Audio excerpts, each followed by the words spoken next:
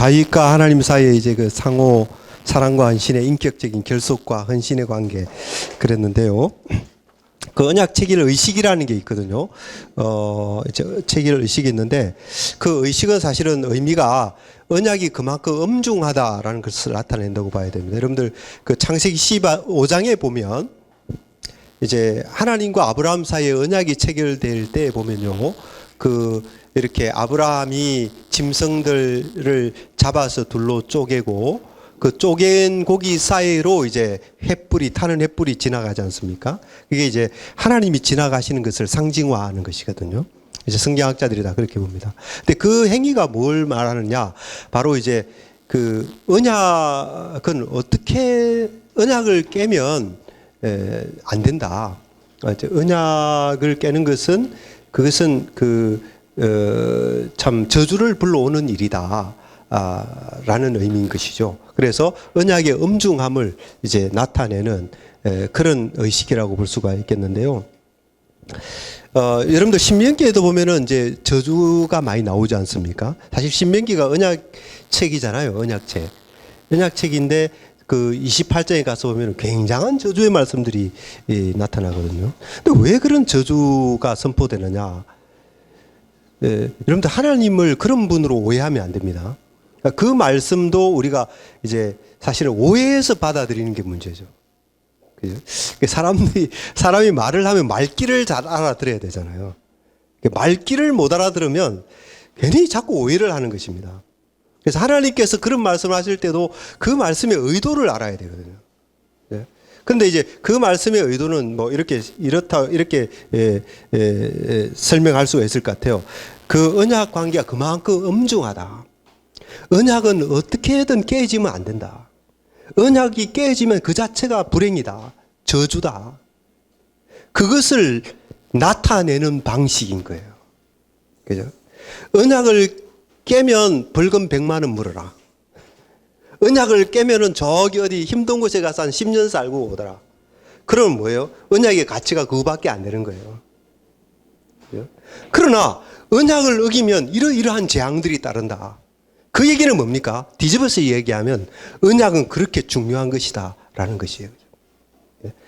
차라리 언약을 깨는 것보다 차라리 죽는 게 낫다.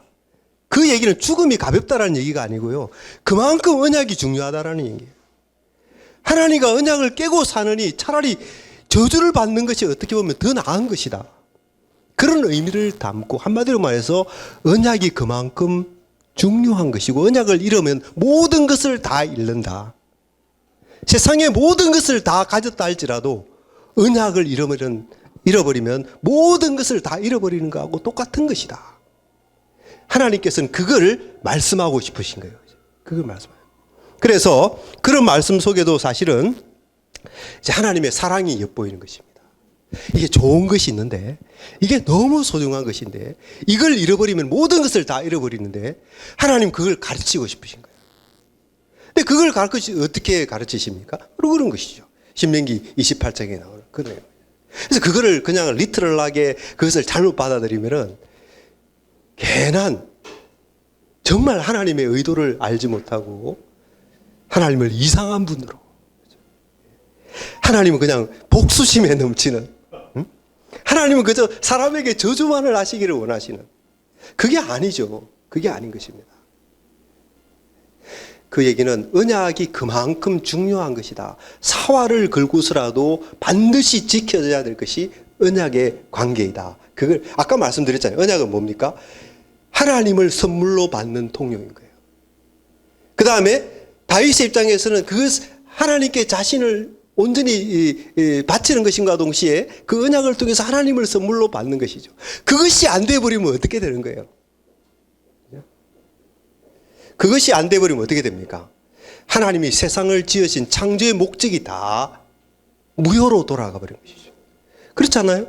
하나님은 언약 관계를 통해서 자기 백성을 삼으시고 그 자기 백성을 통해서 하나님의 뜻을 펼치시기 위해서 이 세상을 창조하셨는데 그 백성과 언약 관계가 깨어졌다라는 얘기는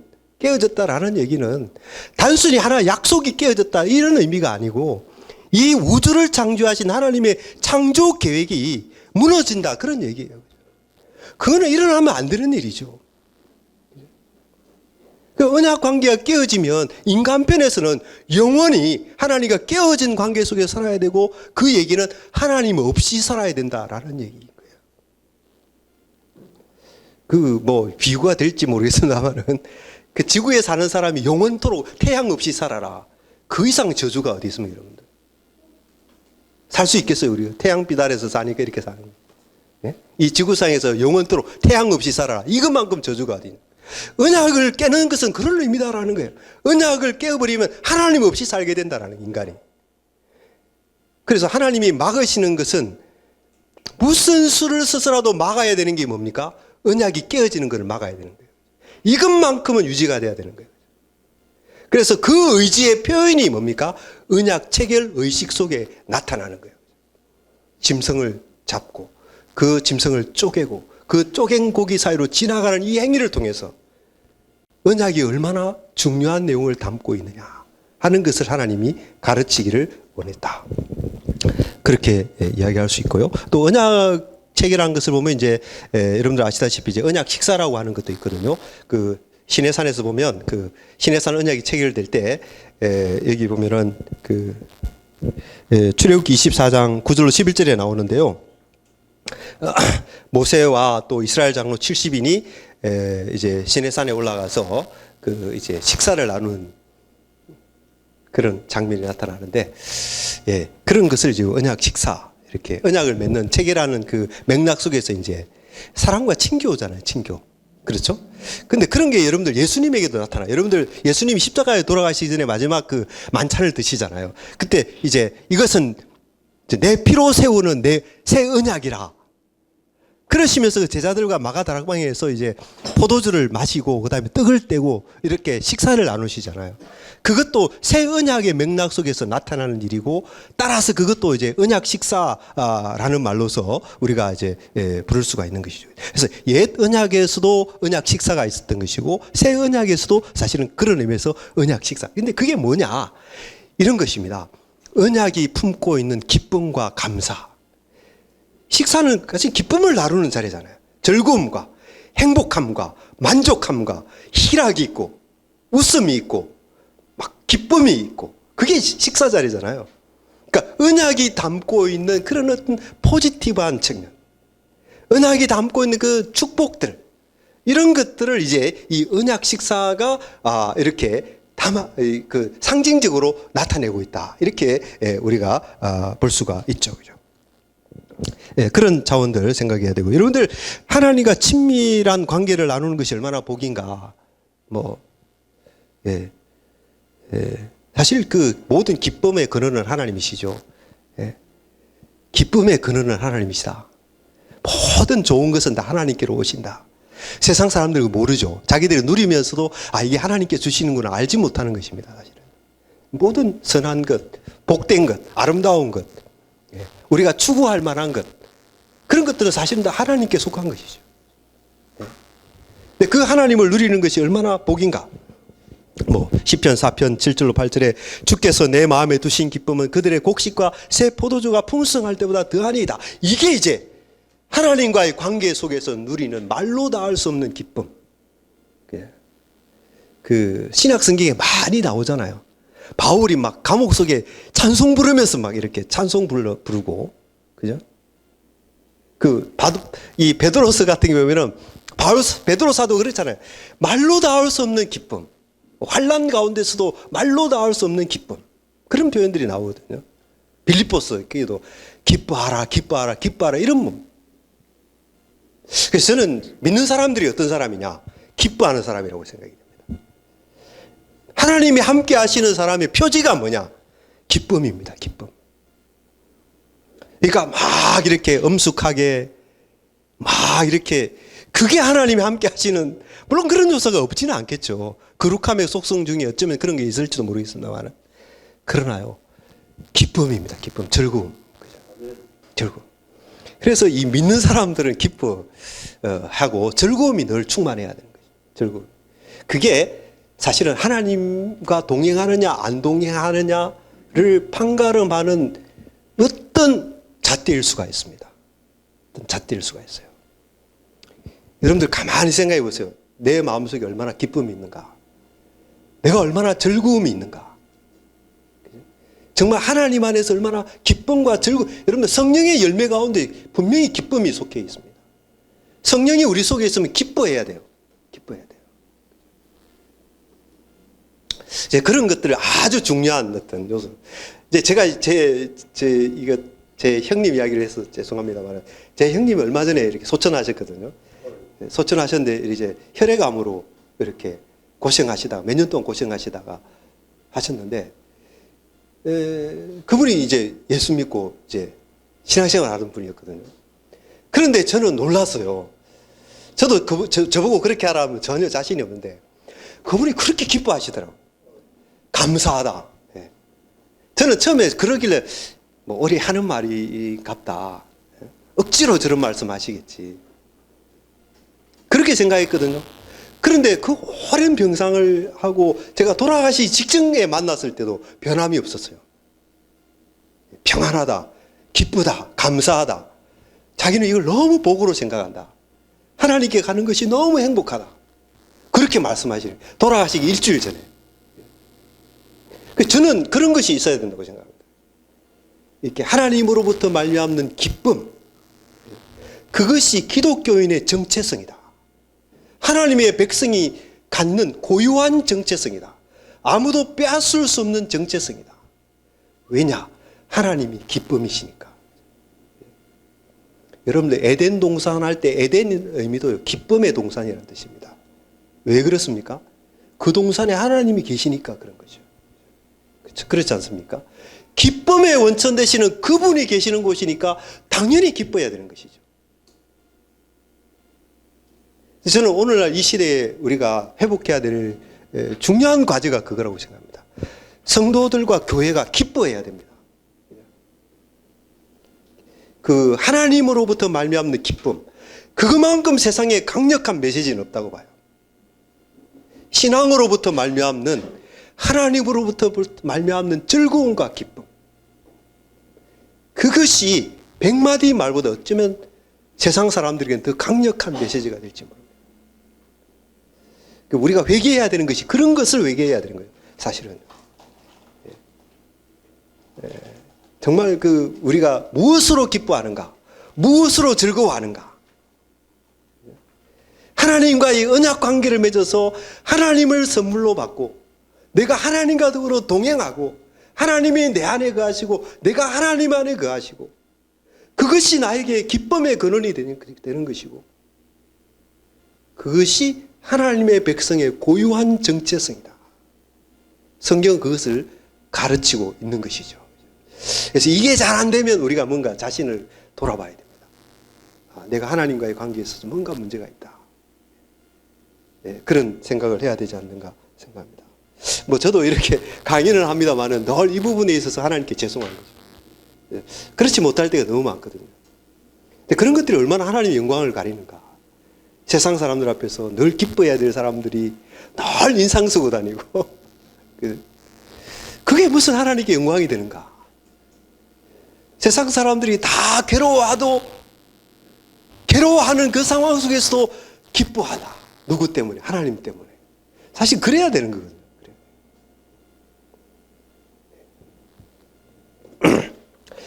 그래서 하나님과 친밀한 관계를 갖는 것이 얼마나 큰 복인가. 시편 4편 7편 주께서 내 마음에 두신 기쁨은 그들의 곡식과 새 포도주가 풍성할 때보다 더하나이다. 이게 이제 기쁨이다. 그 다음에 언약 백성들 상호 간에도 기쁨이 있습니다. 그러니까 하나님으로부터 말미암는 그 기쁨이 있고 당연히 그것이 전제가 되고 그게 모든 것이지만 그러나 그런 언약 백성들 상호 간에 누리는 기쁨이 있는 거예요.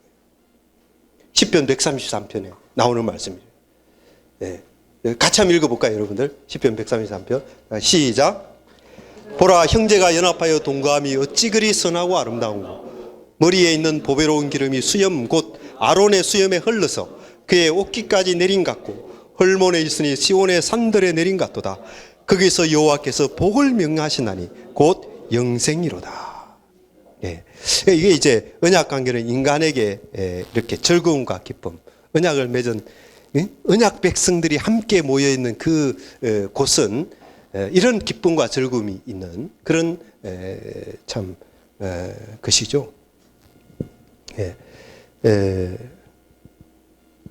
그런 것이고요. 그리고 또 당연히 이제 우리 사람들만 기뻐하는 게 아니고 하나님께서도 기뻐하시죠. 하나님께서도 이 언약을 너무너무 기뻐하시는데 뭐 여러분들 성경을 많이 읽으시니까 이제 성경의 예를 많이 들 수 있겠습니다만은 스바냐 3장 17절에 보면 그가 너로 말미암아 기쁨을 이기지 못하여 하시며, 이게 누구의 마음입니까? 언약 백성들을 향한 하나님의 마음이시죠. 예. 그런 것을 볼 수가 있습니다. 자, 여기까지 이제 정리를 하고요. 그 다음에 이제 다음 장으로 넘어가겠습니다. 언약의 체결. 이제 언약이 뭔가?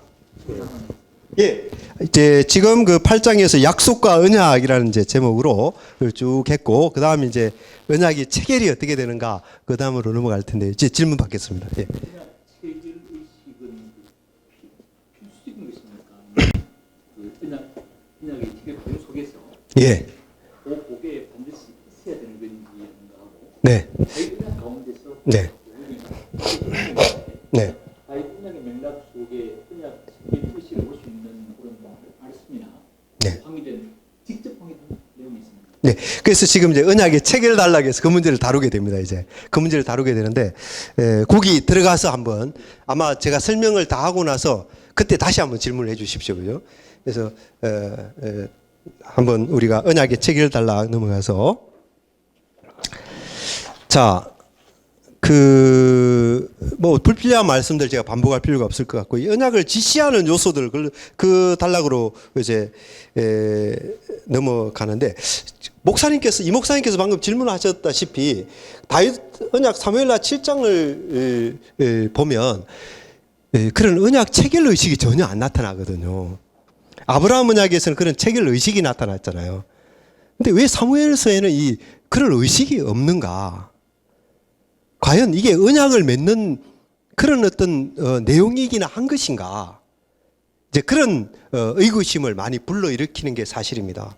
그래서 제가 여기 몇몇 학자들을 이제 소개했는데, 뭐 독일의 렌토르프라든지 또 미국의 맥켄지 같은 이런 사람들, 그래서 그런 사람들은 이제 원래 다윗 언약이라고 하는 건 없었다, 그렇게 주장하기도 하는 것이거든요.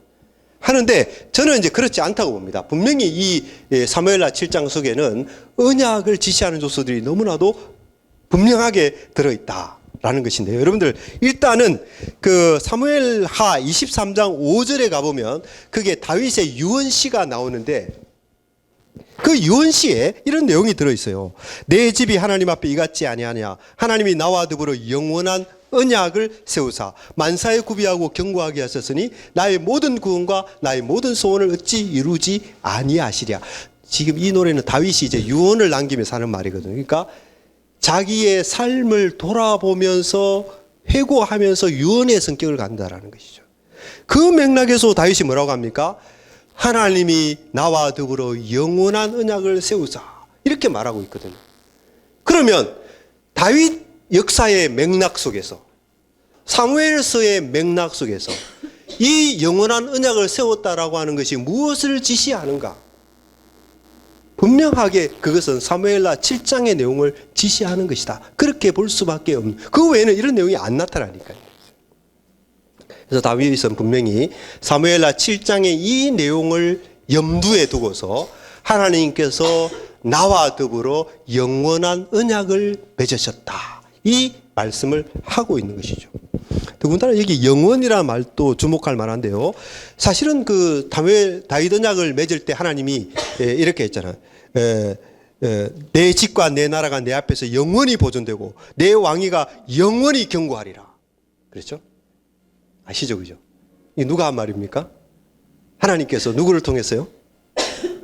나단 선지자를 통해서 다윗에게 주신 말이죠. 그죠? 내 왕위가 영원히 견고케 하리라. 이 영원이라는 말이 나오거든요.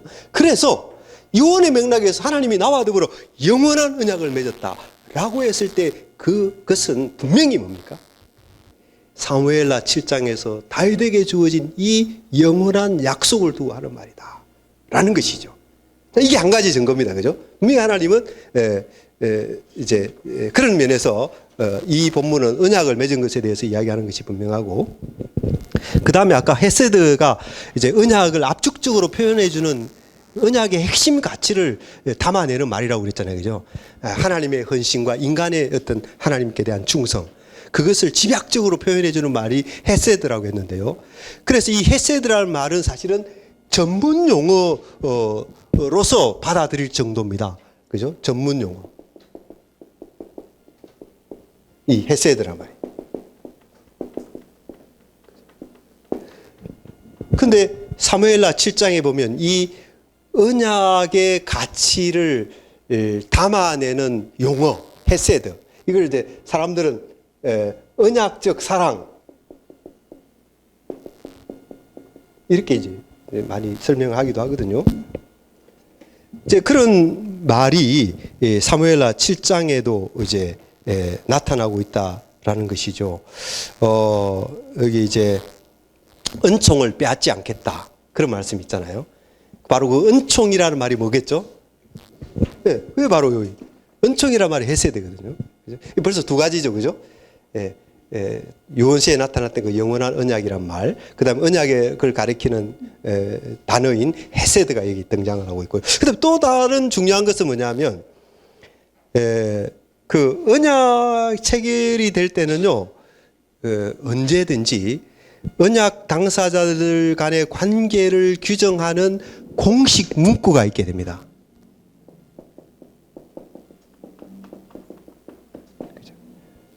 언약 당사자들 간의 관계를 규정하는 공식 문구라는 거죠. 그래서 그걸 이제 사람들은 카버넌 포뮬러 이렇게 부릅니다.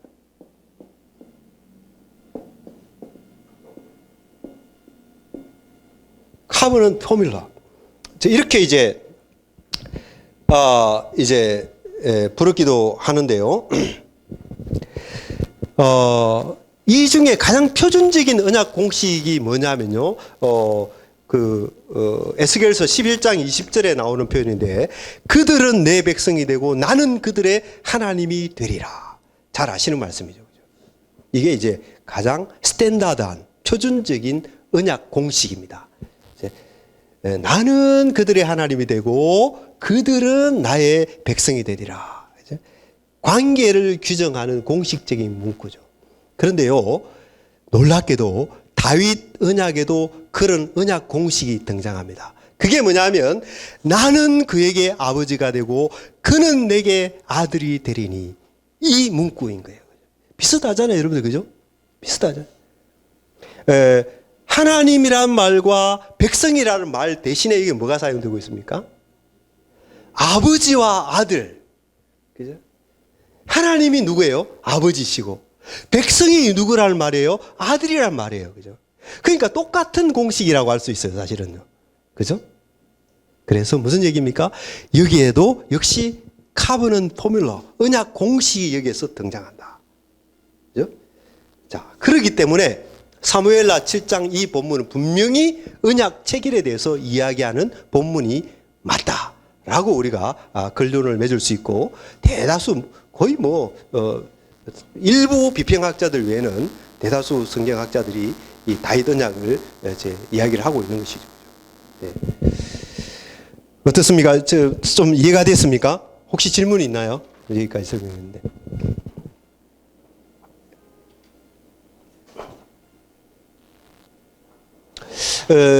혹시 이제 그럼 여기는 왜 양을 잡고 소를 잡는 이런 것이 기록이 되어 있지 않았냐, 이렇게 이제 질문을 하실 수도 있을 것 같아요. 근데 기록이 안 돼 있으니까 우리가 알 수는 없습니다. 성경은 사실은 모든 내용을 다 기록하는 것은 아니거든요. 그죠? 중요한 내용, 그게 필요한 내용들만 이제 기록을 하는 경향이 있어서, 나머지 것은 당연히 전제되어 있는 것으로 받아들일 수가 있을 것 같아요. 그렇다는 얘기는 우리가 알 수는 없지만, 이 다윗 언약의 내용에서도 성경에 기록되어 있지 않았지만 그런 의식이 있었을 것이다 라고 추측해 볼 수도 있고, 그리고 또 한편으로는 이미 아브라함 언약 때 그런 어떤 의식이 분명히 있었기 때문에 그것을 전제로 체결되는 언약이라면, 여기서 그런 동일한 의식이 행해지냐 안 행해지냐, 물론 행해졌을 수도 있겠습니다만은, 그런 안 행해졌다고 해서 크게 문제시 될 것은 없지 않는가 그렇게 보는 것입니다. 당연히 아브라함 언약에서 있었던 그 언약 체결 의식의 의미는 뒤따르는 모든 언약의 의식에 있어서 같이 그 의미가 같이 이렇게 적용되어진다라고 보게 될 수 있지 않는가 싶어요. 뭐 좀 완벽한 설명이 될 수 없을지 모르겠습니다만은 어떻게 괜찮습니까? 아니면 질문을 좀 예. 있었어요. 예. 예, 그러니까 우리의 어떤 궁금증이나 예, 예, 예. 네, 네. 하여튼 그 당시에는 언약을 맺는 관습들이 워낙 보편화되어 있었고요. 그랬던 것은 분명합니다. 그죠? 그리고 성경 속에는 그런 내용들을 어떤 그런 세세하게는 다 기록을 안 하니까요. 그런 점들도 우리가 이제 사실은 꼭 이 맥락에서 필요한 내용들만 부각시켜서 나중에 또 그런 내용이 더 드러나요. 왜? 사무엘서의 내용과 또 열왕기에 넘어가면 또 다르거든요. 그걸 보면 그 맥락에 따라서 강조하는 요소가 있습니다. 또 맥락에 따라서 약간 그 뒷전으로 밀려나는 경우가 있어요. 그죠? 그런 특성들이 있어서 그런 점들도 고려할 필요가 있습니다. 그 다음에 언약의 복이라는 이제 단락으로 넘어가서, 인간은 이제 상호 헌신과 사랑의 그 견고한 줄이다. 하나님과 그의 백성을 하나로 결속시키는 상호 헌신과 사랑의 견고한 줄이다. 예, 그거는 좀 이제, 예. 그리고 그런 것을, 그런 이 언약의 영적 도덕적 가치를 표현하는 말이 뭐라고요? 헤세드다. 헤세드다. 예, 이렇게 되고요. 그래서 이 언약은 정말 인간에게 큰 축복이다. 언약을 통해서 인간은 하나님과 친밀한 관계 속으로 들어간다. 예, 예, 그런 것이죠. 다윗 왕가의 경우에는 어떻게 됩니까? 언약을 통해서 다윗이 하나님의 아들이 되고, 하나님은 다윗에게 아버지가 되고, 그런 거죠. 그런 거죠. 예, 우리가 하나님께 기도할 때 뭐라고 기도합니까? 하나님 아버지. 예, 그런 것이죠. 그죠? 하나님 아버지. 이 관계를 뭐 실감나게 설명을 여러분들이 저보다 훨씬 더 잘 하실 것 같아요. 잘 하시는데 여러분들 신명기 32장 9절로 10절 뭐 이런 말씀이 있습니다. 여호와의 분깃은 자기 백성이라. 여호와의 분깃. 소유죠, 소유. 여호와의 분깃은 자기 백성이라. 야곱은 그 택하신 기업이로다. 여호와께서 그를 황무지에서 짐승이 부르짖는 광야에서 만나시고 호위하시며 보호하시며 자기의 뭐같이 지켰다 그래요? 네, 자기의 눈동자같이. 이게 이제 자식이 갖는 의미예요. 아버지에게 자식이 갖는 의미. 눈동자같이. 여러분들 눈동자가 얼마나 예민합니까? 그죠? 사람 눈에 잘 안 보이는 티끌이 날아들어도 어떻게 해요? 눈썹을 수도 없이 깜빡여서 그 눈동자를 보호하지 않습니까? 그게 눈동자인 거예요. 하나님이 자기 백성을 어떻게 한다고요? 하나님이 그런 관심을 가지고 자기 백성을 보신다. 여러분들 이것이 그냥 거칠의 수사가 아니다라는 거예요. 그죠? 하나님이 하시는 말씀이지 않습니까? 근데 이제 이사야 49장 16절에 17절에 14절 16절에 보면 아들이라는 의미가 뭐냐? 하나님께 아들이 된다라는 의미가 뭐냐? 그런 것도 있지만 이사야서 이렇게 말합니다. 오직 시온이 이르기를 여호와께서 나를 부리시며 주께서 나를 잊으셨다 하였거니와 여인이 어찌 그 젖먹는 자식을 잊겠으며 자기 태에서 난 아들을 긍휼히 여기지 않겠느냐? 그들은 혹시 잊을지라도 나는 너를 잊지 아니할 것이라. 내가 너를 내 손바닥에 새겼고 너의 성벽이 항상 내 앞에 있는. 이게 아들이 갖는 의미다라는 거죠. 하나님 앞에, 하나님 안에서 아들이 지니는 의미. 그러니까 이 아들을 찾으시는 거예요. 하나님은 항상. 그렇죠? 여러분들 출애굽 때도 보면 하나님이 아들을 찾기 위해서 애굽 땅에 가신 거예요. 그렇죠? 항상 자기 아들을 찾으신 하나님. 그렇죠? 예수님을 왜 보냈겠어요? 하나님이 자기 아들을 찾아오신 거죠. 그렇죠? 자기 아들을 찾기 위해서 독생자를 보내신 거 아닙니까? 그러니까 아들을 찾으시는 하나님이다. 아들을 찾으시는 하나님. 그래서 이 성도들이 갖는 의미는요, 이런 의미가 있다라는, 하나님 앞에서. 이런 의미. 그러니까 성도들이 대단한 존재들입니다, 여러분들. 예? 성도들은 어떤 사람들입니까? 하나님이 내 아들이다라고 부르는 사람들이에요. 그리고 그 아들을 찾아다니시는 분이 하나님이시다. 아시겠습니까? 그 잃어버린 아들, 집 나간 아들, 그 아들을 찾아다니시는 분. 그게 하나님과 자기 백성 사이의 관계다라는 것이죠. 그 자기 아들이 간다라는 말의 의미를 우리가 생각하는데, 여러분들 창세기 12장 3절에도 그 말씀이 나타나요. 아브라함에게 주신 말씀이죠. 너를 축복하는 자에게는 내가 복을 드리고 너를 저주하는 자에게는 내가 저주하리니 땅의 모든 족속이 너로 말미암아 복을 얻을 것이라. 이게 무슨 얘기죠, 여러분들? 거의 이런 말이에요. 하나님과 아브라함이 같다라는 얘기입니다. 하나님과 아브라함이 하나로 묶여 있다는 인상이 들지 않습니까? 너를 축복하면 내가 그 사람 축복할 것이고, 너를 저주하는 자는 나도 그 사람을 저주하겠다. 이게 뭐예요? 하나님과 아브라함이 거의 하나다라는 느낌이 드는 것입니다. 이게 뭐죠? 아들이 갖는 의미인 것입니다. 하나님의 백성이 하나님에게 갖는 의미가 그거다라는 거예요.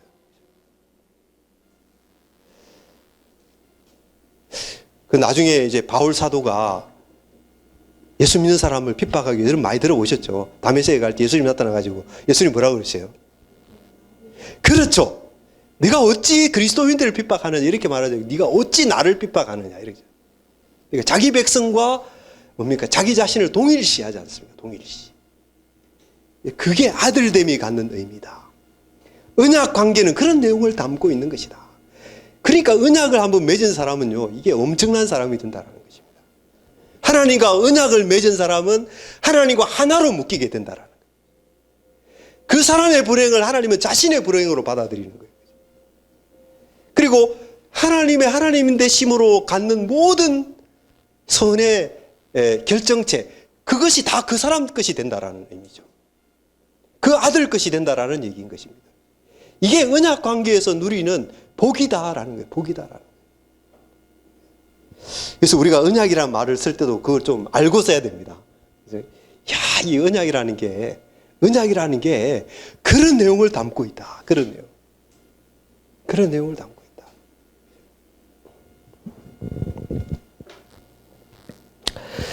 언약의 복은 여기서 그치지 않습니다. 예, 언약의 영적, 도덕적 가치, 뭐 헤세드 이런 말인데요. 자, 이 언약 관계 안에 들어가면요, 어떻게 되는가 하면요, 하나님과 언약 관계 안으로 들어가면 그런 어떤 외부적인 뭔가 좋은 걸 받는다, 이 정도 수준이 아닌 것이죠. 언약 관계 안에 들어가면 그 언약의 가치에 부합되는 사람이 된다라는 거예요. 헤세드가 언약의 가치를 나타내는 거잖아요. 그러면 하나님과의 언약 관계 속에 들어가면 어떻게 됩니까? 그 언약의 가치인 헤세드에 부합되는 인간이 되는 것이다.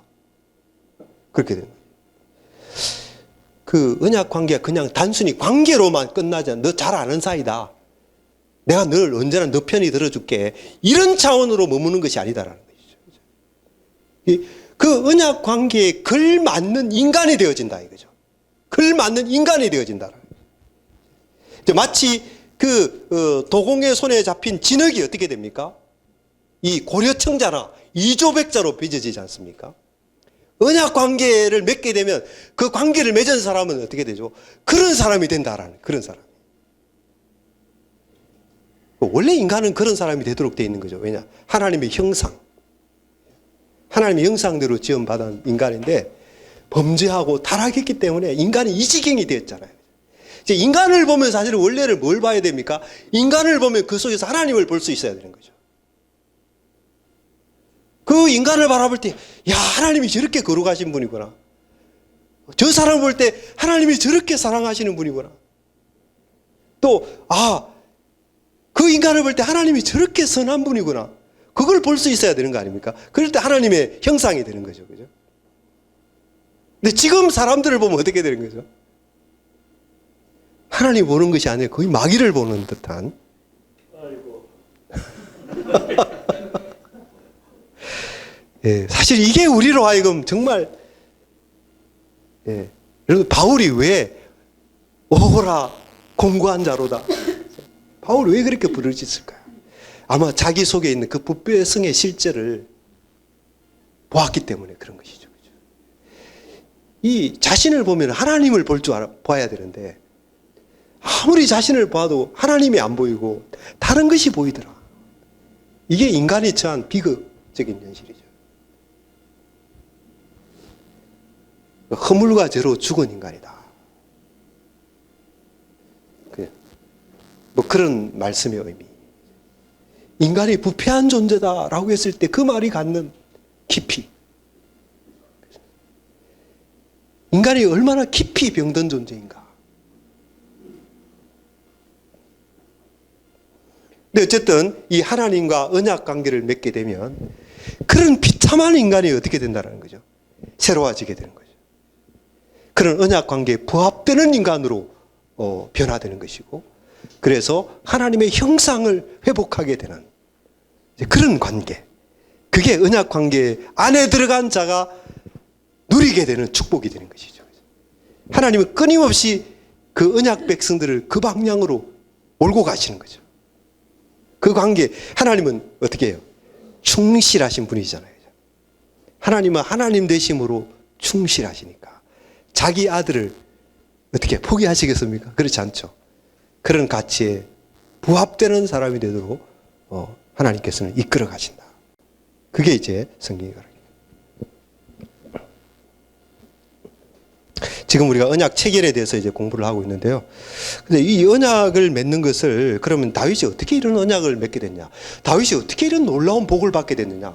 이게 엄청난 사람 아닙니까? 이 사람, 그죠? 예. 여러분들 다윗처럼 복 받은 사람이 있을까요? 제가 방금 설명해 드린 게, 이게 제가 좀 뭐 설명력이 떨어져서 죄송합니다만은, 사실 다윗이 그런 축복을 받은 사람이잖아요.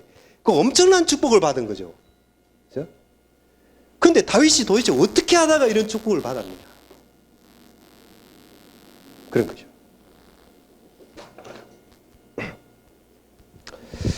여기에 뭐 여러 설명들이 있습니다. 이제 고대 아시리아 제국이 언약 맺는 관습이 있는데, 그 언약 맺는 관습은 두 가지가 있었다. 하나는 왕의 하사라는 언약이 있고, 하나는 조약이라는 언약이 있다. 왕의 하사는 뭐냐? 왕이 충성스러운 신하에게 선물로 베푸는 것이 왕의 하사이고, 또 조약은 뭐냐? 그 신하에게 신하가 믿업지 못해서 그 신하에게 어떤 책임을 지고 의무를 부과하고 하는 것이 조약이다. 뭐 이런 설명들이 있어요. 그러면 다윗 언약이 그 중에서 어느 것이 해당되냐? 왕의 하사에 해당된다. 왜냐하면 하나님께서 아이에게 선물로 주시는 것이니까. 이런 식으로 이제 언약의 성격을 막 설명을 합니다. 설명해드리면서 거기서 이제 어떻게 더 나아가는가 이렇게 설명해요. 그럼 왜 왕이 그렇게 선물을 줬겠냐? 이유가 있을 거 아니냐? 고대 신아시리아 제국의 왕들은 아무나에게 그렇게 하지 않고 정말 자기에게 충성하는 사람, 자기 마음에 속 드는 사람, 이런 사람을 눈여겨 봤다가 그 신하를 불러서 그 왕이 말이죠, 하사품을 내린다는 거예요. 소위 로얄 그랜트라고 하는 거예요.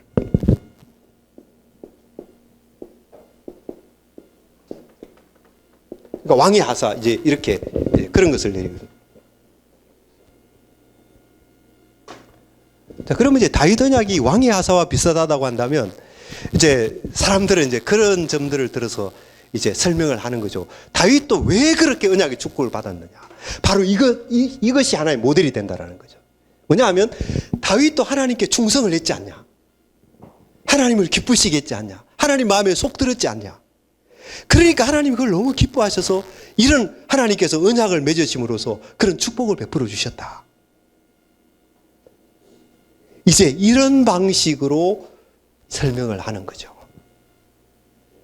다윗이 어쩌다가 이런 축복을 받게 됐냐? 그것은 다름이 아니고, 다윗이 이렇게 하나님께 충성을 보였으니 하나님 그걸 가상히 여겨서 거기에 대한 보답으로, 그죠? 그래서 구약 신학자 가운데 여러분들 브루스 월트케라는 사람이 있습니다. 월트케라는 사람, 그런 설명을, 그분 아주 좋은 분이에요. 여러분에서 많은 좋은 글을 많이 쓰시고 이제 그런 영향을 참 잘 끼치시는 분인데, 저는 이 설명만큼은 저는 못 받아들이겠어요. 그분은 이제 어떻게 설명을 하는가 하면, 이 언약 관계는 사실은 호혜적이다. 이렇게, 호혜적. 무슨 얘기입니까? 호혜적이 무슨 뜻이죠, 여러분들? 쉽게 말하면 주고받기식이다라는 거죠. 주고받기식.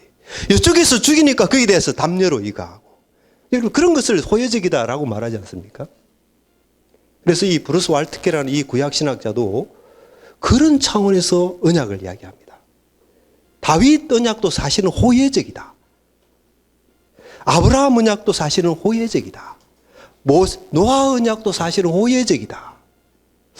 그렇게 여러분들 이 굉장히 중요한 대목입니다. 이 언약을 어떻게 이해하느냐에 따라서 신앙이 달라져요. 그죠? 신앙이 매우 달라집니다. 그래서 이 부분을 우리가 아주 잘 정립을 해야 된다고 봅니다.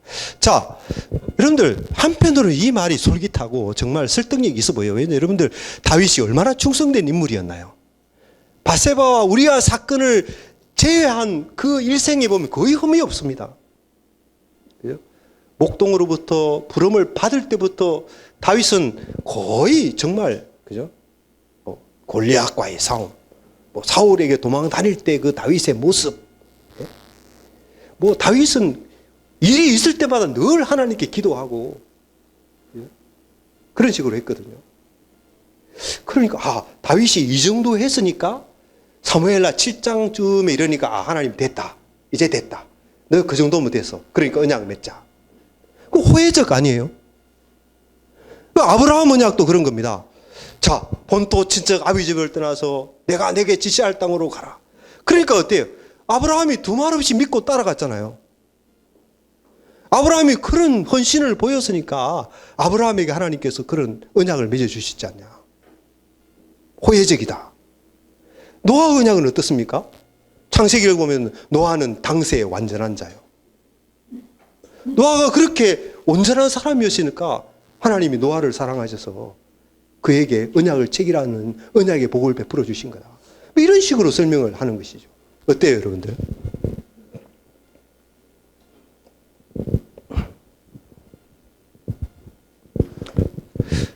네, 저는 이제 이런 부분에 있어서 결국은 이제 모든 신학은 어디서 나와야 되는가 하면요. 성경에서 나와야 됩니다.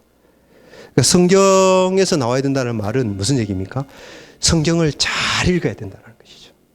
성경을 면밀하게 읽어야 된다는 것입니다. 이 경우도 그런데 여러분들 노아는 의인이요 당세의 완전한 자라고 했는데요. 아까 그런 호혜직이라고 말한 사람은 그 앞에 있는 말을 빼놓고 읽었습니다. 그 앞에는 뭡니까?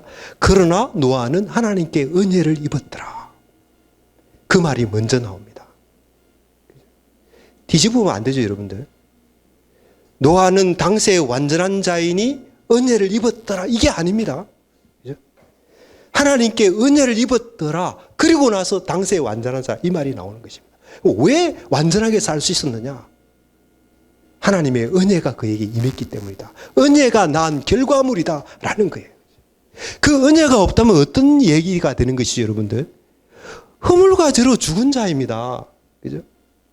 아담이 에덴 동산에서 쫓겨나야만 할 수 없었던 그 상태인 거예요. 뱀의 말에 속아 넘어가서 뱀의 지배를 받게 되는 그런 비참한 인간이라는 거예요. 노아도. 그런 노아에게 어떤 일이 일어난 것입니까? 하나님의 은혜가 임한 것입니다. 그 은혜가 있었기에 노아에게 그런 삶이 나타날 수가 있었다라는 거예요. 저는 그 바로 왕의 마음을 강팍하게 했다. 그 말씀을 여러분들 어떻게 이해하세요? 저는 이렇게 이해합니다. 바로함의 마음을 강팍하게 했다. 해서 이제 바로가 완악한 그런 태도를 보이지 않습니까? 막 이렇게 완고하고 포악하고 그 무서운 사람이 되고 그렇게 되지 않습니까? 근데 여러분들 놀랄 일이 아니죠. 여러분들 허물과 죄로 죽었다는 속에 포함 다 되어 있지 않습니까? 인간이 타락하면 원래 그런 존재죠. 그렇지 않습니까? 인간이 타락하면 다 완악하고 포악하고 그저 무서운 존재고 흉측한 존재고 그래야 당연한 거 아니에요?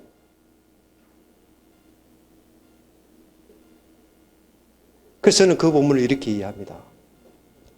바로가 그렇게 되지 않는 적도 있었던가 봐요. 완악하게 했다니까. 그런데 그렇게 되지 않은 적은 뭡니까? 하나님의 은혜로 그의 악성이 마음껏 발현되지 않도록 했다. 그런 의미입니다, 사실은. 바로가 그렇지 않다가 갑자기 그렇게 된 게 아니에요. 바로는 원래 그런 사람입니다. 그러나 하나님의 은혜의 손길에 의해서 그 악이 통제되고 그 악이 억제되고 마음껏 드러나지 못하고 있었을 뿐인 거예요.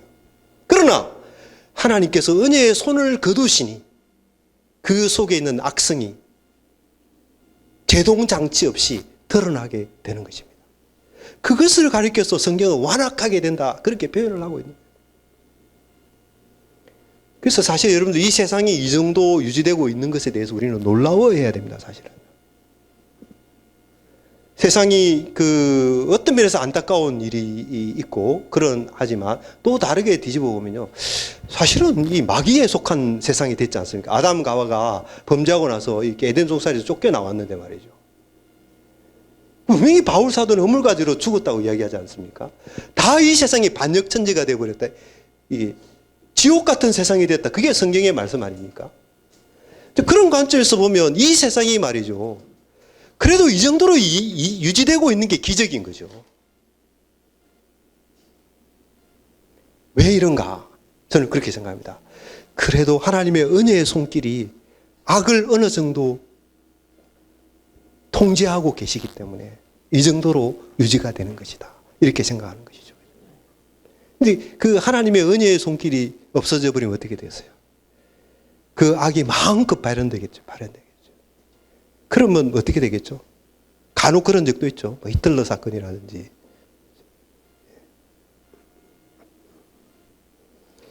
히틀러 사건 그 시간에 하나님이 어디 계셨냐, 그렇게 말하는 사람이 있더라고요. 저는 히틀러 사건이 놀라운 것이 아니고 이 세상이 지금 이렇게 유지되는 게 놀라웠습니다. 사실은. 타락이라는 것을 인정하지 않으니까 그렇게 말하는 것이지. 타락이라는 그 현상을 정말 있는 그대로 받아들였을 때, 그렇지 않아요, 여러분들? 타락이라는 그 현실을 있는 그대로 받아들이면 지금 이 모습이 이상한 거죠, 사실은. 오히려 히틀러 그 사건이 자연스러운 거 아닙니까?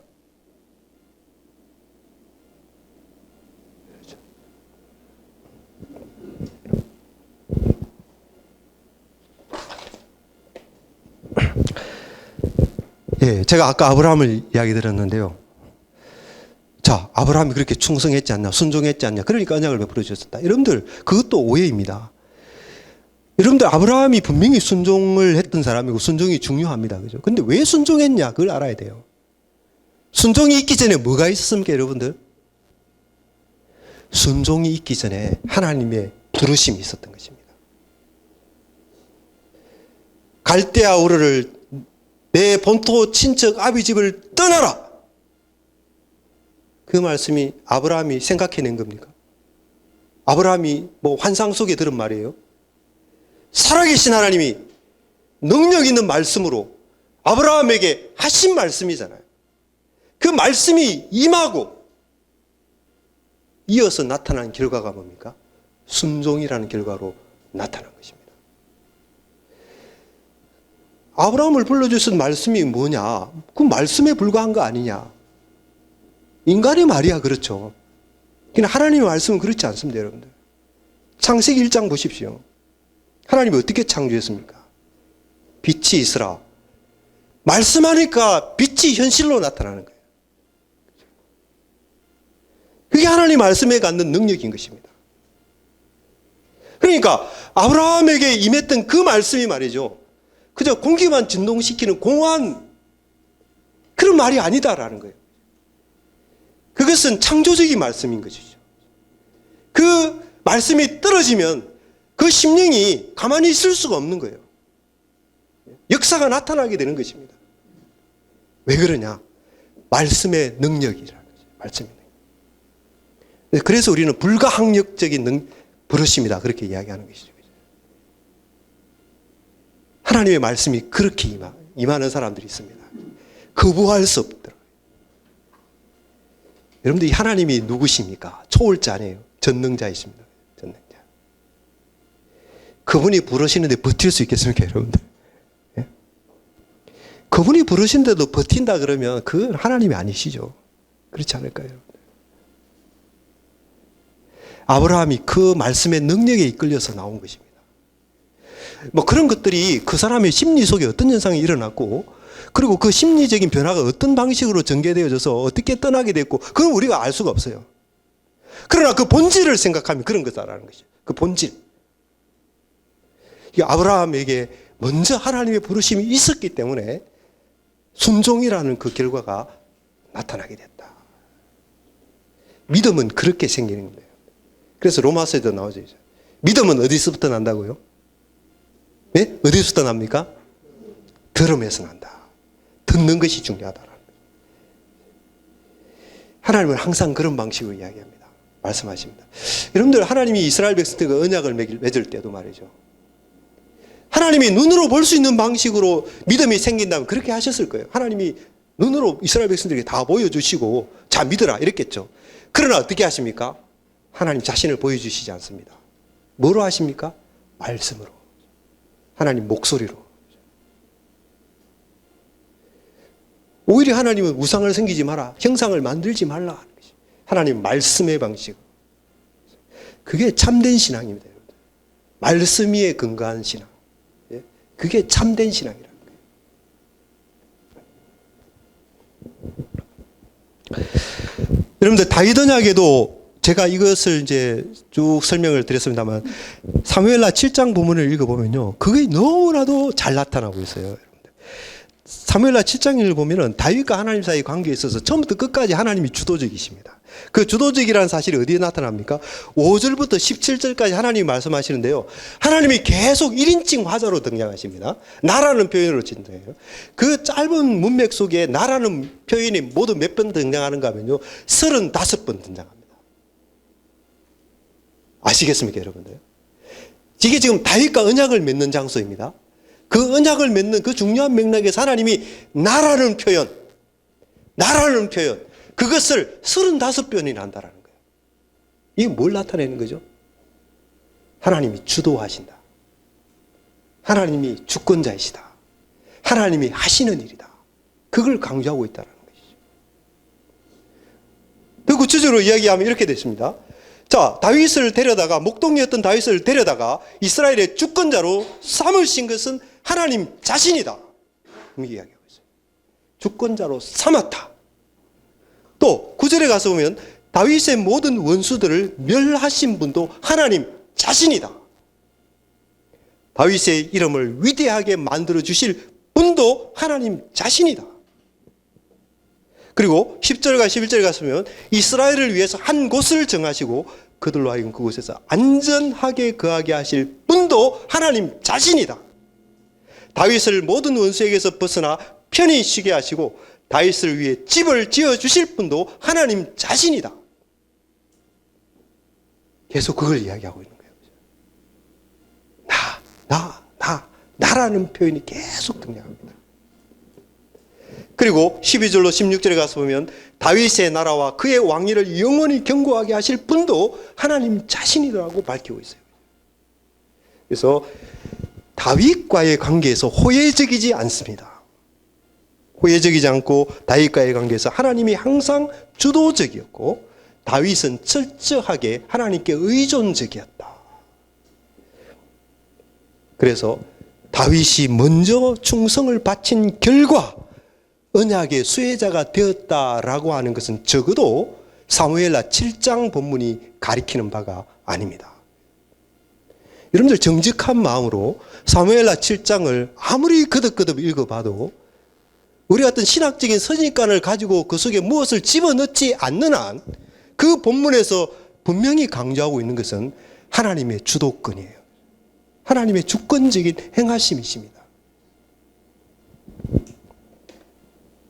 뭐 구약 성경의 역사적인 맥락도 마찬가지. 이미 그 여러분들 족장사에 보면 유다 지파에서 등장할 그 통치자, 그죠? 그게 뭐죠? 다윗이 어느 지파입니까? 그죠? 다윗이 유다 지파네요, 그죠? 뭐 그 다음에 보면 사사 시대에도 보면요, 역사가 참 오묘하게 올라갑니다. 사사 시대에도 보면 사사 시대에는 지도자가 없죠, 그렇죠? 근데 사사기 초반과 후반부에 보면 누가 주도권을 하는 존재로 등장합니까? 유다 지파입니다. 유다 지파. 그 전에까지는 그렇지 않아요. 근데 사사 시대로 넘어오면 사사기 초반부와 사사기 마지막 부분에 가면 유다 지파가 전체 지파를 리드하는 지파로서 부상하게 되는 것을 볼 수가 있어요. 그리고 거기에 나타나는 아직 이스라엘에는 왕이 없으므로 사람들이 각각 소견의 호른대로 행하였더라, 그런 얘기를 하고 있거든요. 그것은 뭡니까? 유다 지파에서 등장할 왕을 내다보고 있는 거예요. 그 룻기서는 뭘 이야기합니까? 룻기서는 다윗의 조상이 누구다를 역추적해 들어갑니다. 그죠? 그 다윗으로부터 이세로, 이세로부터 오벳으로, 오벳으로부터 보아스로 이렇게 역추적해 들어가서 베레스, 유다까지 올라가는 거죠. 이것은 뭡니까? 다윗이라는 인물의 등장 자체가 예비된 일이다. 다윗이라는 인물의 출현 자체가 하나님의 계획 속에 되어졌던 일이다. 그런 것이 성경이 가르치는 관점이다라는 거예요. 그죠? 자, 이런 모든 것을 종합했을 때 다윗 언약이 갖는 성격이 뭐냐? 과연 호혜적이라고 말할 수 있느냐? 어떻게 호혜적이라고 할 수 있느냐? 하나님의 주권적인 은혜로 다윗을 선택하시고 그에게 언약을 맺는 언약의 파트너가 되는 특권을 다윗에게 허락해 주셨다. 이렇게 우리가 이해하게 되는 것이죠. 자, 여기까지 하고요. 이제 언약이 체결했습니다. 그 다음에 이제 중요한 것은 이렇게 체결됐으면 그 언약이 그러면 어떻게 유지가 되느냐. 이것도 우리가 살펴봐야 되지 않습니까? 예, 조금만 쉬었다 합시다. 그죠? 예.